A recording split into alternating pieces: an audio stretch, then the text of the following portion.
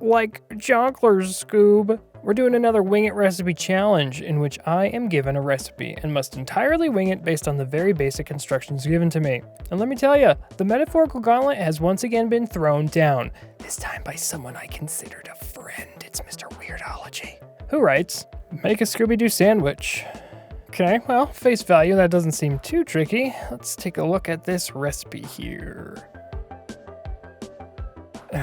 Okay, his instructions are actually just how to make a regular sandwich. But this one apparently has to be Scooby Doo'd. So, I guess the old kitchen factory is being haunted by a sandwich-stealing gremlin or goblin or monster or something, I don't know. Well, in an effort to solve this case, I think it's only fair that I make my own bread. We're making an Italian bread, because I feel like that's what the old cartoon sandwiches all used to look like they were just on 2 big slices of Italian bread. Oh. But first, since I'm winging this, I think I'm gonna weigh out my ingredients in a ratio. So we'll do 2-to-1, 600 grams of flour to 300 milliliters of water. That seems like maybe enough, probably?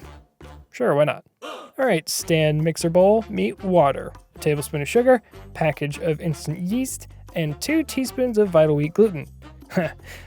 You have nothing in common. Do I smell love in the air?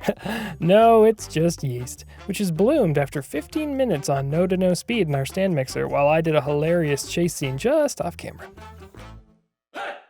Anyway, now it's time to add the flour. And once that's in there, we're gonna kick off this mixer. Boy, that takes me back to my fraternity days at Kitchen State where I got my chef's degree. I majored in stand mixing with a minor in parasocial sciences. I thought the brochure said paranormal sciences. That's why I joined the Mystery Machine crew. Anyway, once it's a little bit mixed, we can toss in the salt, about 2 teaspoons. Next, we're adding 1 tablespoon of melted butter mixed with 2 tablespoons of olive oil. Then we can kick it back up to speed and let it knead for about 10 to 15 minutes or so. That's right, let the magic happen. Okay, that's looking pretty good, so let's lightly flour a clean work surface and, after dividing our dough into 2 portions, roll each section out into a long rectangular squareular shape. Roll it in on itself, tuck it into bed, and let it chill out on this fun new baking sheet that's absolutely obliterated with cornmeal. Right next to your friend there. Don't you two fight. Next, we're gonna brush a little bit of olive oil just to prevent it from sticking, then cover it up. Okay, gang, let's split up. Scoobert and I will go this way. Baking tray, you take the 2 loaves and check out the fridge. It may take up to 24 hours, but we'll catch that old sandwich monster or ghost or whatever. That's right, Mr. Weirdology. You think I'm spending a day on this? No, I'm spending 2 days on it. Thank you very much. How does that feel? He can't hear me. He's not living in my attic anymore, I think.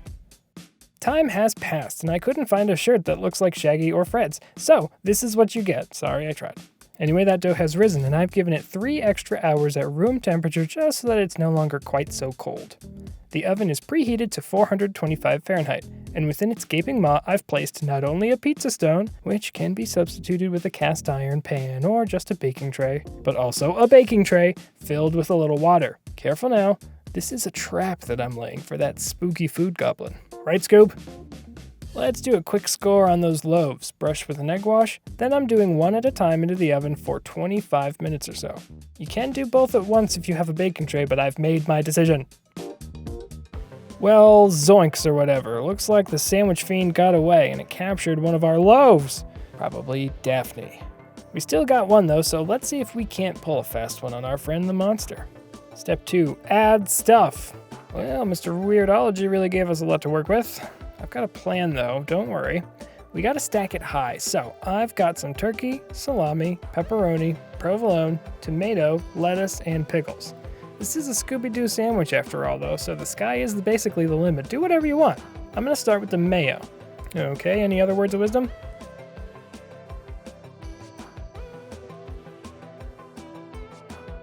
Yeah, that didn't work. Step 4 is add more stuff. Okay, well let's go ahead and layer our so-called stuff. Sandwich Construction 101 dictates cold cuts go first, followed by pickles, shreddy letty, and tomatoes, which, if we care, and we do, receive a little bit of a salt and pepper treatment. Squish it on in there, and that's all she wrote, my friend.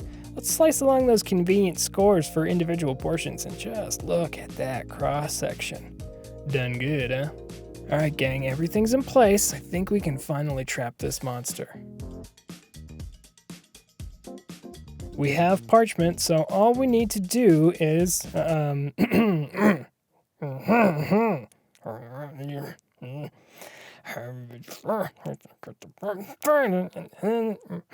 Aha, we got you.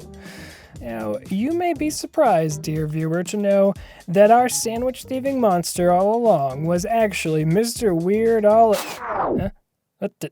Danny DeVito? This isn't a Jersey Mike's ad.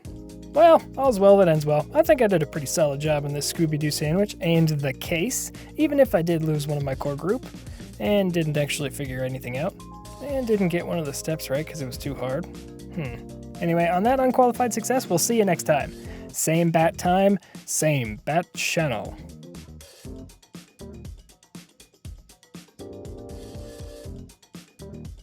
My senior thesis was on not getting your finger stuck in the stand mixer while it's running.